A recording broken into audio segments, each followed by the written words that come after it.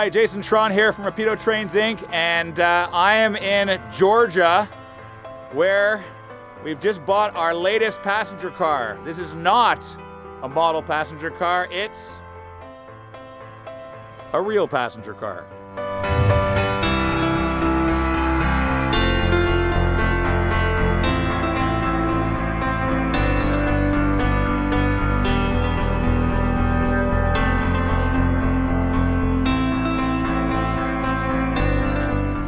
Good day, Jason Shron here from Rapido Trains Inc. And Chris Fox from Rapido Trains Inc. But we're also now from the Via Historical Society, the VHA. It's not the Via Historical Society. It's you just called it the Via Historical Society. We're the Via Historical Association. Okay. Well, but we're so new, we don't know what we're called. No, I don't know. We're sitting right now in a 1954 built sleeping car called Edmundston, and it was built for CN and then transferred to Via in 1978. And I wrote it in 1995. Congratulations. Quebec. Thank you. Yeah. Thank you. And then it was retired in 96. Ended up in the Georgian mountains near Atlanta. The Blue Mountains? And yes, and it was out in the woods for 20 years. And in 2015, I bought it sight unseen. And Chris is of the belief that I really should not have bought this car. I'm not saying that. I'm not saying that at all. What I'm saying is that there might have been something better out there, but There was. But the frame on this thing is absolutely fantastic. Well, that's good. Yeah, Via had it in service till 96. This is true, but I mean, even some of the stuff that they're fixing now, when we had this inside, we can talk about that later, but we had this inside and we did the frame inspection on this thing. The frame is dynamite. I mean, That's good. I am super pumped about that. We don't like crumpled frames. Everything above the belt rail though, well, you know. Well, it's a Pullman standard sleeper, right? So it started rusting the day it left the factory. Right in front of us, which the camera can't see, is what used to be the bathrooms, and there was the big intake grills on top. Yes. And all they did was let in the weather. Yeah, they really messed that one up. It was They a should have had very it. poor design. Yeah. And unfortunately, so our goal of buying this car originally was to start a collection of Via equipment. Via Rail Canada is Canada's Amtrak, and it's been since 1977, 78, officially 78 is when it took possession of all its equipment. It's been the Canadian Amtrak, basically. We call it in Canada a crown corporation, run by the federal government, financed by the federal government, run separately, arm's length. But it runs most of Canada's passenger trains. And there's very little has been preserved of Via's history.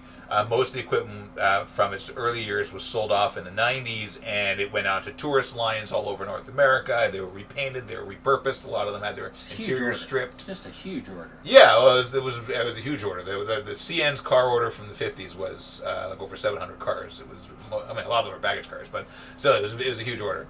Right. But there was very little. There were some Via equipment that was rusting in fields. There were like 3 pieces of equipment in Montreal, but very, very little. So I, as the president of Rapido, I always swore that I would do my best to preserve old equipment. And this was the first thing that we purchased, and the car only cost $7,000, but since then we've put another $200,000 into it. So We're not quite done yet.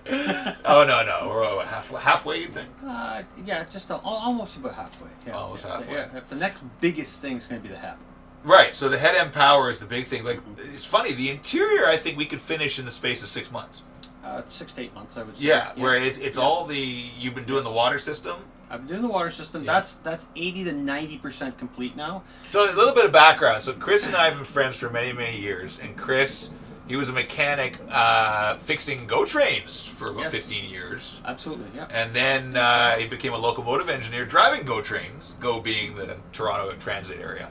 But Chris, it can do anything really. Chris, outside our window is LRC 6917, and I was instrumental in saving that for the Toronto Railway Historical Association. It was the middle of the recession, 2010. I had no money. Nobody had any money. TRT didn't have a bank account yet, and Via said, put the deposit on this or we're scrapping it. So my wife had an old line of credit in her name, and that's where we took the $3,000 deposit to get the Via from her line of credit. Remember, I sat down in her office and I gave her this speech about how, when I was 7 years old, the turbo was scrapped, and I swore never let this happen again. Yeah, right. So then Chris got 6917 was parked outside for 10 years. That's right. Dead. Right. He got it running. And fired up and then like running. You flatter me. But yeah, I mean, you make it sound real easy. 4 years. Yeah, it was 4 years. Yeah, the reliability of those locomotives was like 55% of the best of times. Yeah. So the fact that you got it working is pretty impressive. So we originally purchased the sleeping car, the idea being that it would go over to the Credit Valley Explorer tourist train, and then the tourist line was shut down. Right. So we had to move that car pretty quickly. And I remember we moved it very quickly, we moved it got very it ready. Again, we'll talk about other stuff, but again, it's always in the wintertime, and it's the dead of winter in the middle of February when I'm doing something. Lying on my back in the snow up to my ears. Yes. Yes. But yeah, then I remember I came to you and I just basically begged you and said, Chris, would you fix our sleeping car, please? I said, yes, I'll fix your You said, yeah, but on top of that, we bought an RDC number 6133. Yes, we did. Because we found out that there were a whole bunch of RDCs out in Eastern Canada about to be scrapped, and they were. Almost everyone was cut up. There were 3 that were not cut up, and ours was one of the 3 that were not cut up. That's correct, yeah. And now suddenly you had 6133, 6917, and then Edmundston showed up here at Toronto Maintenance Center. Yes. And then last year, VIA was about to scrap a whole bunch more, and we ended up with 4 more RDCs. Yeah. I think honestly we decided one was definitely something which we wanted to because we had a discussion on this. One we wanted to keep.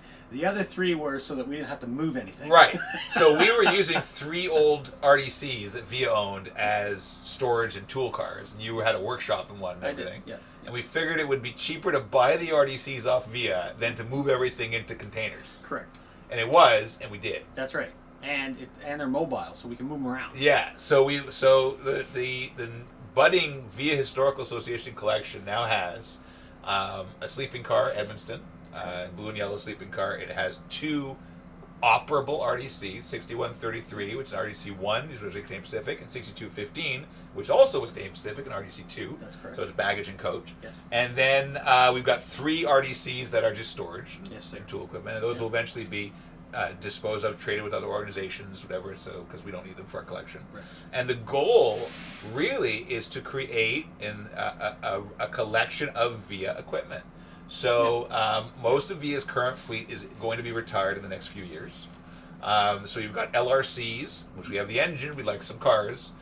You've got the HEP 1 equipment, which will have to be replaced in a few years' time. That's the transcontinental equipment on the Canadian. And then we're also actively searching for more blue and yellow, which is early VIA equipment. That was XCN, maybe a locomotive or 2 that we'll be able to have as part. So the idea of being able to create representative trains from VIA's history. Yeah, that's the idea, and it actually is a very good idea. And first off, now you have,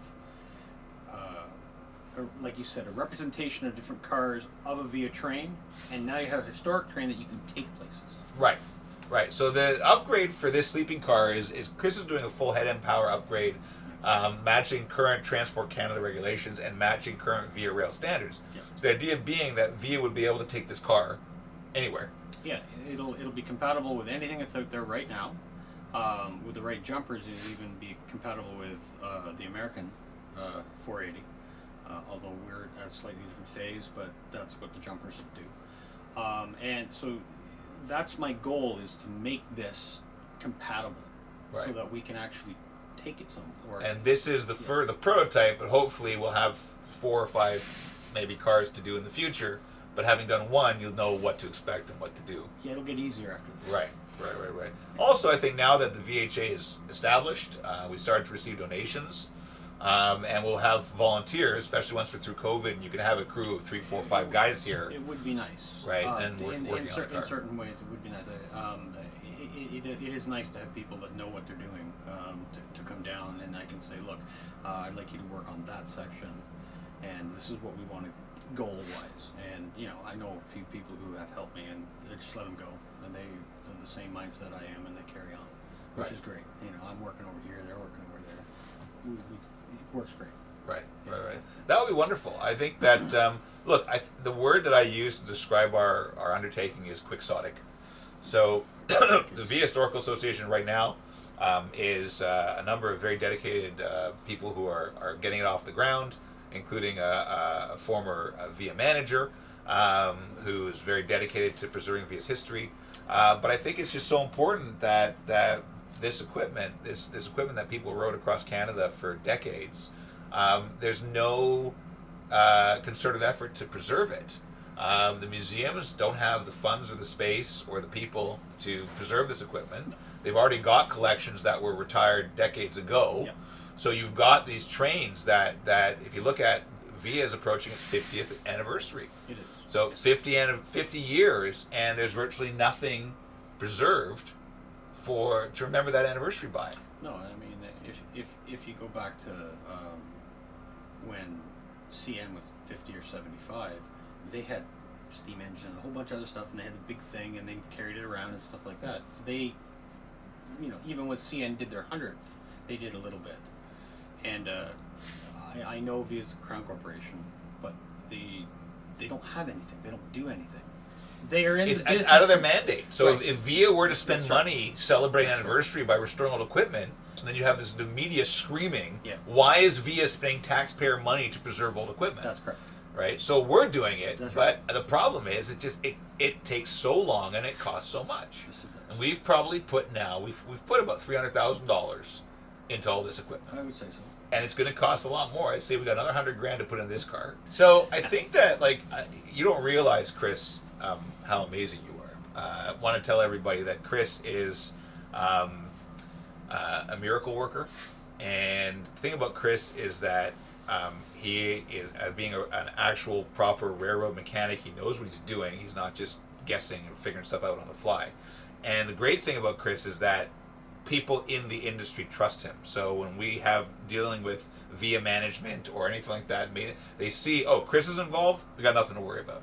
And you don't realize how rare you are, right? And I'm telling all the museums and historical societies and tourist lines, he's not for sale.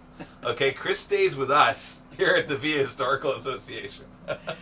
Yeah, I mean, being a locomotive engineer is fun. I really enjoy that, and it pays the bills. Yeah. But I can't take the spanner out of my hand. So. Right. One day, I would hope that the VHA is big enough that we can actually have you on staff full time.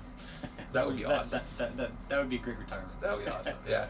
Anyway, the biggest thing going forward is that VIA's 50th anniversary is in 2028, and our goal is to have a collection of equipment by 2028 that VIA will be able to take around Canada to showcase its history. It'll all be working up to current standards, so it'll be safe equipment for VIA to transport. Maybe there'll even be an opportunity for some charter trips, ride historic VIA equipment. I mean, the LRC equipment cannot be gone on because it'll be condemned once it's retired, but certainly this car and some HEP 1 equipment or other blue and yellow cars, we can create a Canadian or a Super Continental from the 80s that would head across the country. Wouldn't that be wonderful? That would be great. Even if it's only 6 cars, I think it'd be fantastic. It would be wonderful. Yeah. And I mean, I know I could probably fill every seat on that train just for people I know personally. Oh, probably you could. Now that's a humongous amount of work. But you know what? One baby steps. I think also it's important when you care about this stuff so much is that you have to dream. Oh, yeah. Right? And we've been very careful. We haven't bought every car that's become available.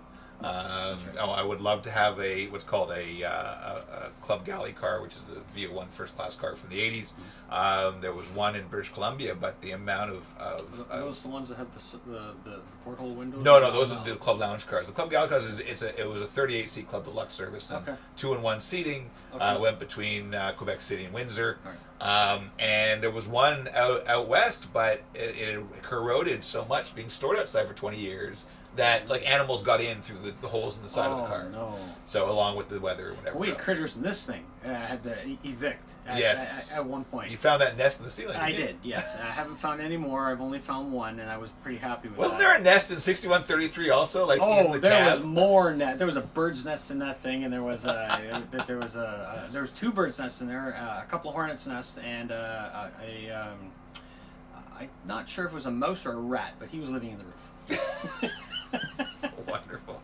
These are the things you find. And of course, when you were cleaning out the toilets in Edmundston, you discovered that someone had camped in here at some point. Oh my God! That is one of the. Oh, that was disgusting. Yes, that is correct. It was old enough though that. Oh no, it was. Yes, it wasn't too bad. It might have been petrified. I mean, how about this? I remember when we got Edmundston, I went down to Georgia because we had to change out some wheel sets. So we had to crane the car up and we had to roll the truck out. So first thing they had me do, our mechanic down there, was he had me under the car using self-tapping screws to put shit. I had to angle grind sheet metal and screw it up to cover all the holes in the floor. I did that in Orangeville in February, right over here, because you can't move the car with holes in it. Right. So I did that while the thing was craned up. It's like, is this okay? Is this really okay? Because I'm under a car that's being. It's okay. No, you're fine. Don't worry. You know. You're okay. Yeah. Right. Anyway, so I did that, and then he says, okay, we're gonna move out. We gotta move to now. He says to me, gives me a spatula, and says, you gotta clear off all this crap from this truck because we don't want to put a truck full of crap back onto the car. No, you don't. But it really was crap because the truck was under this end, under these bathrooms, right? So it really was old crap that I was cleaning on, and I was in this car in its last year of service. So you're cleaning. It was mild crap that I was scraping off the truck. It's your poop. Well. I didn't realize that I'd written this when I bought it. It's a heck of a homecoming, eh?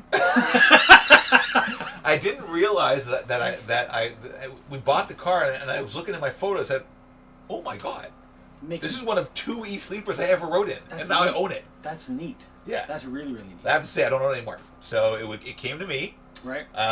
And so Rapido, a sister company, owned the equipment. Yeah. And now they've been donated to the VA Historical Association. They have been donated. They've officially donated to the VHA. Now owns the equipment. Right. So the car tag, is it going to change or is it going to? So we're still currently RPDX 1115. Yes. And when it's up for renewal, I'll see if we can get maybe VHAX. That would be historical. Yes, that would be neat. Yeah, and then we just change everything over to VHAX. That's really easy. Okay, that's great. Listen, you're doing an amazing job here. I'm trying. It's wonderful. When I walked through the car spoke to me in many different ways of coming along and seeing what it needed and that kind of stuff. And yeah, I tackled quite a bit of them, but there's still more to go. But I mean, it's coming, and the thing is that you gotta get the nuts and bolts and the bones, like your water, your air conditioning, your the HEP, the electrical. You need all that down before you can make it look pretty. Right. Well, make it look pretty doesn't take so long compared to other stuff. Compared to other stuff, yeah. So, in a nutshell, this is who we are.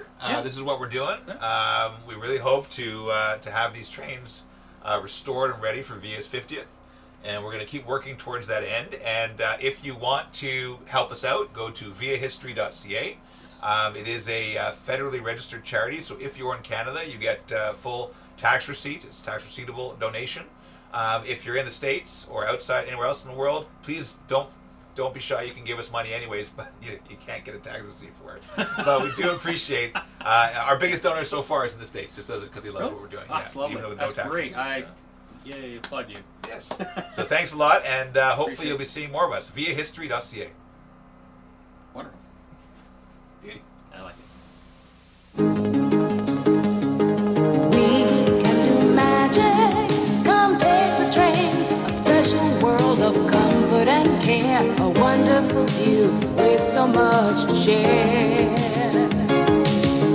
Come feel the magic. Come take the train. No other road will be the same. Come feel the magic. Take the train. Oh, the fact that you got it working is pretty impressive. What is he doing? Sorry, we might have to edit this. Alex is moving my car. Oh, look at that. He's moving your car. Look at this guy. Does he have your key? I hope he does. I left my keys in it. He's trying to make a 3-point turn in between 2 tracks. Look at this guy. Does he regularly move your car? No! I think he's just screwing around with me. He is too. Oh, well, there it goes.